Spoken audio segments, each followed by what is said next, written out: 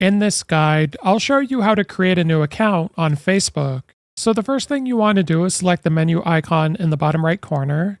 Then you want to scroll down to the very bottom and select Logout, and then we're going to press Logout. Now once you're here, you'll see at the bottom Create New Account, so we're going to select that. And then once it brings you to this, we're going to select Get Started. And from here, you want to input your first name as well as your last name. So once you've done this, you can press Next.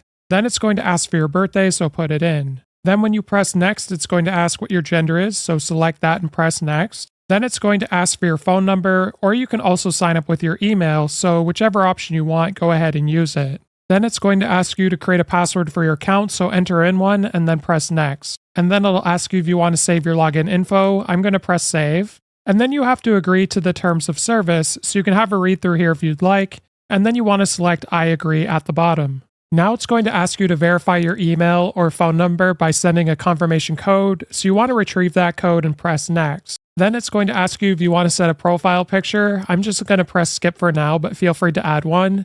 And then it's going to say Welcome to Facebook, and you've now officially created your new account. If this guide was helpful, like and subscribe, and we'll see you in the next one.